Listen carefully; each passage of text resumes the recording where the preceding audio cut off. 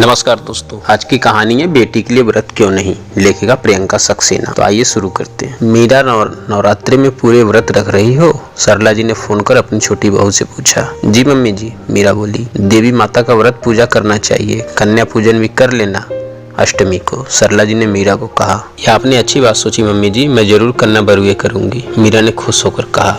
सरला जी आजकल अपनी बड़ी बहू कविता के घर गई हुई हैं।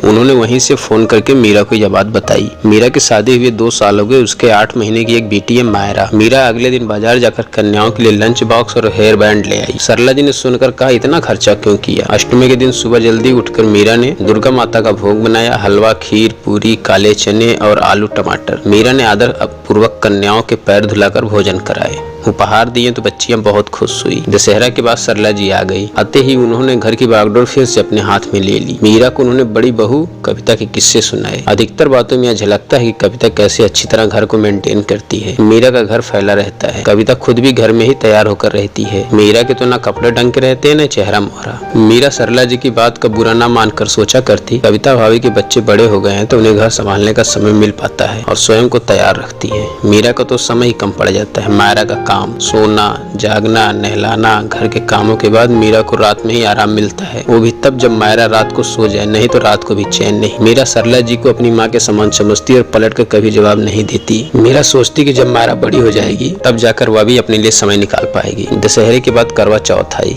व्रत किया सरला जी और मीरा ने। करवा चौथ के दिन 4 दिन बाद होली अष्टमी होती है। उसी दिन के लिए मीरा इस बार उत्साहित है। मीरा होली अष्टमी की एक दिन पहले सरला जी से कहती, मम्मी जी कल सुबह की सहरी के लिए मीठी सेवइयां, हलवा और मटर की कचौड़ी बना ली है। सरला जी बोली, ठीक है, ज्यादा तो नहीं बना ली, मुझे ही तो खानी है। मीरा बोली, मम्मी जी इस बार तो मैं भी व्रत रखूंगी क्योंकि मायरा हो गई है, यह संतान के लिए किया जाता है। सपना जी बोली, अरे नहीं, तुम नहीं करोगी व्रत कल, यह व्रत सिर्फ और सिर्फ बेटों के लिए किया जाता है और बेटों की माँ ही करती है। तुम्हारे जब बेटा हो तब करना, बेटी के लिए यह व्रत नहीं कर सकती हो। मीरा बोली, मम्मी जी पर सरला जी ने कहा, पर और कुछ नहीं, मैंने जो कह दिया फाइनल, तुम व्रत नहीं रखोगी, जब बेटा हो तब रखना, बेटों के लिए ही व्रत रखा जाता है, बेटियों के लिए नहीं। माला यह सुनकर बोली, मम्मी जी अभी थोड़े दिन पहले आपने कहा था नवरात्रि के व्रत पूरे कर रही हो, अच्छा है, देवी माता के व्रत हैं। जब हम देवी माता की पूजा करते हैं इसका मतलब हम लड़कियों की पूजा करते हैं, लड़कियों से ही पूरा संसार होता है, फिर लड़की के लिए व्रत क्यों नहीं कर सकती हूँ? क्या लड़की संतान नहीं होती? मेरी संतान अगर लड़की है तो मैं पूजा व्रत नहीं करूँगी, इसके लिए ऐसा नहीं होगा। मैं मायरा के लिए व्रत रखूंगी क्योंकि मेरा यह मानना है यह व्रत संतान के लिए किया जाता है। बेटा बेटी हो या मायने नहीं रखता, अगर किसी की बेटी है तो वह बेटी अपनी संतान के लिए उसी प्रकार व्रत कर सकती है जैसे कि बेटे की माँ करती है। सरला जी बोली, भाई अब तुम ये